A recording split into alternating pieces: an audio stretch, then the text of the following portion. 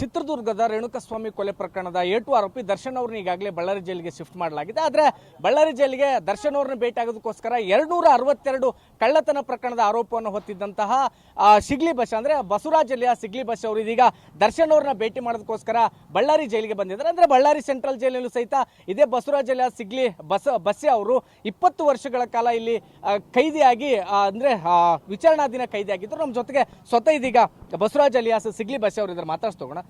ಬಸ್ಸೆ ಅವರೇ, ಇವಾಗ ನೀವು ಇಲ್ಲಿಗೆ ಬಳ್ಳಾರಿ ಸೆಂಟ್ರಲ್ ಜೈಲಿಗೆ ದರ್ಶನ್ ನೋಡ್ಬೇಕು ಅಂತ ಯಾಕೆ ಬಂದಿದ್ರಿ ಅಂದ್ರೆ ಹಿಂದೆ ನಾನು ಈ ಒಂದು ತಿಂಗಳ ಹಿಂದೆ ದರ್ಗಾ ಜೈಲಿಗೆ ಹೋಗಿ ಬಂದೆ. ಅಲ್ಲೇ ತಾಳಿಕೋಟೆಯಲ್ಲಿ 10 ಮಂದಿಗೆ 6 ಮಂದಿ ಜೀವಾವಧಿ ಶಿಕ್ಷೆ ಆಗಿದೆ, 2 ಮಂದಿಗೆ ಗಲ್ಲಾಗಿದೆ. ಆ ಪ್ರಕರಣದಲ್ಲಿ ಅವರು ಜನರು ಬಂದು ನನ್ನ ಹತ್ರ ಈ ಥರ ಹಿಂಗೆ ಕೇಸ್ ಆಗಿದೆ, ಶಿಕ್ಷೆ ಆಗಿದೆ, ಅವ್ರಿಗೆ ಅಪೀಲ್ ಬೇಲ್ ಮೇಲೆ ಇದ್ದಾರೆ, ಈಗ ಅದನ್ನು ಹೈಕೋರ್ಟ್ ಬೇಲ್ ಮಾಡಿಸ್ಬೇಕು, ಅವ್ರಿಗೆ ಬೇಲ್ ಮಾಡ್ಸೋಕೆ ಲಾಯರ್ ಸರಿಯಾಗಿ ವಾದ ಮಾಡಿಲ್ಲ, 20 ಲಕ್ಷ ತಿಂದಾನ ಅಂತಂದು ಅವರೆಲ್ಲ ಕಷ್ಟ ಹಂಚ್ಕೊಂಡಾಗ ನಾನು ಅವ್ರ ಹತ್ರ ಮಾತಾಡ್ತೀನಿ ಆರೋಪಿಗಳ ಹತ್ರ ಅಂತಂದು ನಾನು ಬಳ್ಳಾರಿ ಜೈಲಿಗೆ ಬಿಜಾಪುರ ಜೈಲಿಗೆ ಹೋದಾಗ ಅಲ್ಲಿ ಮ್ಯಾಗೇರಿ ಅಂತಂದು ಜೈಲು ಅಧೀಕ್ಷಕರಿದ್ರು. ಅವರು ಇಲ್ಪ ಸಂಬಂಧಿಕರಿಗೆ ಮಾತ್ರ ಬಿಡ್ತೇವೆ ಜೈಲಿನಾಗ, ಎಲ್ಲ ಜೈಲಿನಾಗ ಹೋದ್ರೆ ಅದೇ ಅಂತ ಹೇಳಿದ್ರು. ನೋಡಿ, ನಾನು ಕೈದಿಗಳ ಪರ ಹೋರಾಟ ಮಾಡಿದ್ದೀನಿ, ಈ ಜೈಲಿಗೂ ಬಂದಿದ್ದೀನಿ, ಬಳ್ಳಾರಿ ಜೈಲು ನೋಡಿದ್ದೀನಿ, ಎಲ್ಲ ಜೈಲು ನೋಡಿದ್ದೀನಿ. ಕೈದಿಗಳಿಗೆ ಅನ್ಯಾಯ ಆಗ್ತೈತೆ ಅಂದ್ರೆ ನಾನು ಅಲ್ಲಿ ಇರಬೇಕಾಗತ್ತೆ. ಅದಕ್ಕೋಸ್ಕರ ಇವತ್ತು ದರ್ಶನ್ ಅವರು ಬಳ್ಳಾರಿ ಜೈಲಿನಾಗ ಎಷ್ಟು ಸೇಫ್ ಆಗಿದ್ದಾರೆ, ಅವ್ರಿಗೆ ಹಕ್ಕಿಗೆ ಏನಾದರೂ ಧಕ್ಕೆ ಆಗ್ತೈತೆ ಅಥವಾ ಅವ್ರು ಚಾರ್ಜ್ ಶೀಟಿಗೆ ಬಂದೈತಿ, ಆ ಚಾರ್ಜ್ ಶೀಟ್ ಓದಲಿಕ್ಕೆ ನನಗೇನಾದರೂ ಸಹಾಯ ಮಾಡ್ತಾರೋ ಅನ್ನೋ ಉದ್ದೇಶ ಇಟ್ಕೊಂಡು ಈ ಜೈಲಿಗೂ ಬಂದಿದ್ದೀನಿ. ಈಗ ಬಳ್ಳಾರಿ ಸೆಂಟ್ರಲ್ ಜೈಲಿಗೆ ಬಂದಿದ್ದೀರಿ, ಇಲ್ಲಿ ಕೇಳಿದ್ರ ಒಳಗಡೆ ಬಿಡ್ತೀವಿ ಅಂದ್ರೆ ಹೆಂಗೆ ಅಂತ? ಈಗ ಬಂದು ಕೇಳಿದ್ಯಾ, ಇಲ್ಪ ಸಂಬಂಧಿಕರಿಗೆ ಅಷ್ಟೇ ಬಿಡ್ತೇವೆ ಅಂತ ಹೇಳಿದ್ರೆ, ಇಲ್ರಿ ನಾನು ಸಿಗ್ಲಿ ಬಸ್ ಇದ್ದೀನಿ, ಈ ಜೈಲಿನ ನಾನು ತುಂಬ ಆಟ ಆಡಿದ್ದೀನಿ, ಎಷ್ಟೋ ಕೈದಿಗಳಿಗೆ ಜೈಲಿಗೆ ಹೋಗಿ ಭೇಟಿ ಕೊಟ್ಟು ಅವ್ರ ಕಷ್ಟ ಸುಖಗಳಿಗೆ ಭಾಗಿಯಾಗಿದ್ದೀನಿ, ಕೈದಿಗಳ ಪರ ಪಾದಯಾತ್ರೆ ಮಾಡಿ ಅವ್ರ ಕೈದಿಗಳ ಬಿಡುಗಡೆಗೆ ಸಹಾಯ ಮಾಡಿದ್ದೀನಿ. ಇವತ್ತು ಇಂಥ ಒಬ್ಬ ಹೋರಾಟಗಾರ ಇವತ್ತು ನಾ ಇದ್ದ ಜೈಲಿನಾಗ ಈ ಜೈಲು ವ್ಯವಸ್ಥೆ ಬಗ್ಗೆ ಮತ್ತು ಇಲ್ಲಿ ದರ್ಶನ್ ಅವರು ಯಾವ ರೀತಿ ಸೇಫ್ ಆಗಿದಾರೋ ಸೇಫ್ ಆಗಿಲ್ಲ ಅನ್ನೋದ್ರ ಬಗ್ಗೆ ಮತ್ತು ಈ ಕೇಸಿನ ಒಂದು ಚಾರ್ಜ್ ಶೀಟಿ ಬಗ್ಗೆ ನಾನು ಅದನ್ನು ತನಿಖೆ ಮಾಡಬೇಕು, ಅದನ್ನು ಸ್ಟಡಿ ಮಾಡಬೇಕು, ಆಮೇಲೆ ಇದ್ರ ಬಗ್ಗೆ ಮಾಹಿತಿ ಕೊಡಬೇಕನ್ನೋ ಉದ್ದೇಶ ಇಟ್ಕೊಂಡು. ನೀವೀಗ ಲಾಸ್ಟ್ ಟೈಮ್ ಹೇಳಿದ್ರಿ ದರ್ಶನ್ ಅವ್ರಿಗೆ ಬಳ್ಳಾರಿ ಸೆಂಟ್ರಲ್ ಜೈಲು ಸೂಕ್ತ ಅಲ್ಲ, ಅವರನ್ನ ಇಲ್ಲಿಂದ ಬೇಗನೆ ಬೇರೆ ಜೈಲಿಗೆ ಶಿಫ್ಟ್ ಮಾಡ್ಬೇಕಂತ ಯಾಕೆ ಈ ರೀತಿ ಹೇಳಿಕೆ ಕೊಡ್ತೇನೆ ಅಂದ್ರೆ, ಈ ಜೈಲಲ್ಲಿ ಬಳ್ಳಾರಿ ಜೈಲಿನಾಗ ನಾನು 20 ವರ್ಷ ಕಂಡ ಜೈಲಿನಾಗ ನನ್ನ ಸಮ್ಮುಖದಲ್ಲಿನ 5 ಮಂದಿ ಕೈದಿಗಳು 2-3 ಸಲ ಹಂತವಾಗಿ ಎಸ್ಕೇಪ್ ಆಗಿ ಹೋಗಿದಂಥವ್ರು ಗೋಡೆ ಹಾರಿ ಹೋಗಿದ್ದಾರೆ, ಕಣ್ಣ ಹೊಡೆದು ಓಡೋಗಿದ್ದಾರೆ, ಆ CB ಒಳಗಡೆ ಹಾರಿ ಓಡೋಗಿದ್ದಾರೆ, ಮತ್ತು ಗಾಂಜಾ ಇಲ್ಲ ಅಂದರೆ ಜೈಲಿನಲ್ಲಿ ಎಸ್ಕೇಪ್ ಆಗಿ ಹೋಗಿದ್ದಾರೆ.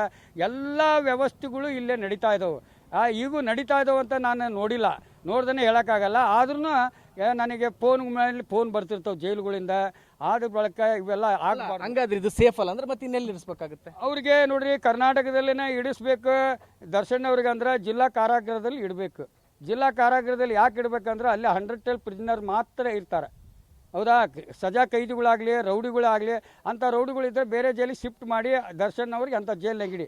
ಇವಾಗ ನೀವು ದರ್ಶನ್ ಅವ್ರನ್ನ ಭೇಟಿ ಮಾಡ್ಬೇಕಂತ ಬಂದಿದ್ರಿ, ಒಂದ್ ವೇಳೆ ದರ್ಶನ್ ಅವ್ರ ಭೇಟಿಗೆ ನಿಮಗೆ ಅವಕಾಶ ಸಿಕ್ಕರೆ ಯಾವೆಲ್ಲ ವಿಚಾರಗಳ ಬಗ್ಗೆ ಅವ್ರ ಹತ್ರ ಚರ್ಚೆ ಮಾಡ್ತೀರಿ? ಯಾವೆಲ್ಲ ವಿಚಾರ ಬಗ್ಗೆ ಚರ್ಚೆ ಮಾಡ್ತೀನಿ ಅಂದ್ರೆ, ಜೈಲು ಒಳಗಡೆ ಇದ್ದ ವ್ಯವಸ್ಥೆ ಬಗ್ಗೆ ವಿಚಾರ ಮಾಡ್ತೀನಿ, ಆಮೇಲೆ ನಿಮ್ಮ ಹಕ್ಕಿಗೆ ಏನಾದರೂ ಧಕ್ಕೆ ಆಗ್ತಾ ಇದೆಯೇನ್ರಿ ಅಂತ ಕೇಳಿ ವಿಚಾರ ಮಾಡ್ತೀನಿ, ಮತ್ತು ನಿಮ್ಮ ಚಾರ್ಜ್ ಶೀಟಿ ನನಗೇನಾದರೂ ಒಪ್ಪಿಸ್ತೇನೆ ಅಂದರೆ ಈ ಕೇಸ್ನಲ್ಲಿ ಪೊಲೀಸ್ನವ್ರು ಏನಾದರೂ ಹೆಚ್ಚು ಕಮ್ಮಿ ತನಿಖೆ ಒಳಗಡೆ ಏನಾದರೂ ನಿಮಗೆ ಬೇಲ್ ಸಿಗೋಂಥ ಚಾನ್ಸ್ ಏನಾದರೂ ಮಾಡಿದ್ರೆ ನಿಮಗೆ ಬೇಲ್ ಸಿಗುತ್ತಂತ ಹೇಳ್ತೀನಿ.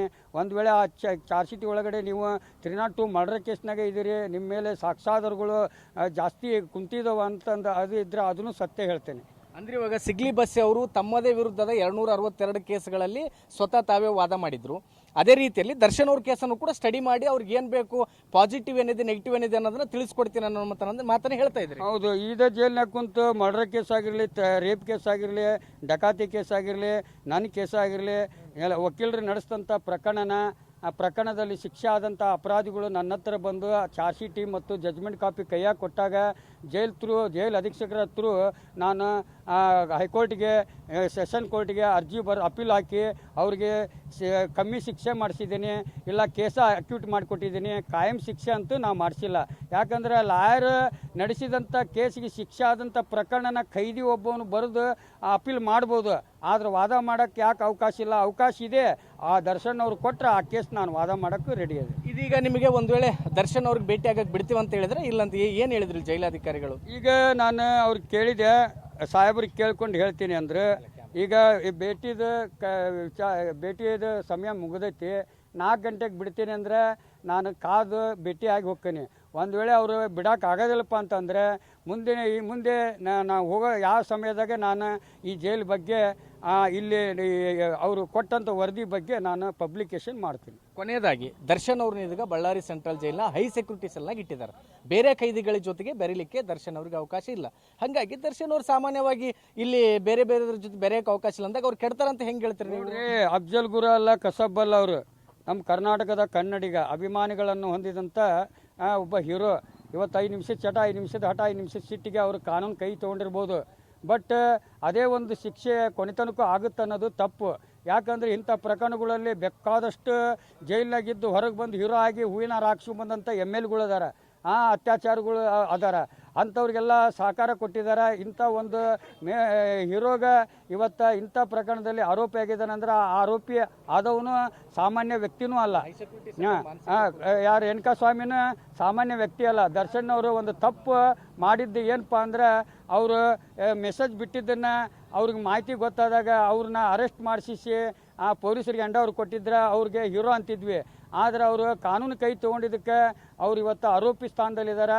ಆರೋಪಿ ಸ್ಥಾನದಲ್ಲಿ ಇದ್ದಾರೆ ಅಂತಂದು ಅವ್ರ ಹಕ್ಕಿಗೆ ಧಕ್ಕೆ ಕೊಡೋದಾಗಲಿ ಅವ್ರಿಗೆ ಒಂಟಿಯಾಗಿ ಇಡೋದಾಗಲಿ ಅದು ತಪ್ಪಾಗುತ್ತೆ. ಅಂದರೆ ಇದಿಷ್ಟು ಬಸವರಾಜ್ ಅಲಿಯಾಸ್ ಸಿಗ್ಲಿ ಬಸ್ ಅವರು ಹೇಳುವಂಥ ಮಾತು. ದರ್ಶನ್ ಅವರ ಕೇಸ್ನ ಕುರಿತಾಗಿ ಒಂದು ವೇಳೆ ನನಗೆ ಚಾರ್ಜ್ ಶೀಟ್ ಅನ್ನು ಕೊಟ್ಟರೆ ಅದಾದ್ಮೇಲೆ ಅವರಿಗೆ ಸಾಧಕ ಬಾಧಕಗಳ ಬಗ್ಗೆ ಕೂಡ ಹೇಳ್ತೀನಿ. ನನಗೆ ಹೀಗಾಗಿ ದರ್ಶನ್ ಅವರ ಭೇಟಿಗೋಸ್ಕರ ನಾನು ಬಳ್ಳಾರಿ ಸೆಂಟ್ರಲ್ ಜೈಲಿಗೆ ಬಂದಿದ್ದೀನಿ, ಅಧಿಕಾರಿಗಳು ಅವಕಾಶ ಮಾಡಿಕೊಟ್ರೆ ಅವ್ರ ಜೊತೆಗೆ ಮಾತನಾಡ್ತೀನಿ ಅನ್ನುವಂಥ ಅಭಿಪ್ರಾಯವನ್ನು ಕೂಡ ವ್ಯಕ್ತಪಡಿಸ್ತಾ ಇದ್ದಾರೆ. ಕ್ಯಾಮ್ರಾಮನ್ ವಿನಾಯಕ್ ಜೊತೆ ಅಮರೀಶ್ ಅಲ್ಕೆ, ಹೊಮ್ಮಿನಾಳ್, ಪಬ್ಲಿಕ್ ಟಿವಿ, ಬಳ್ಳಾರಿ.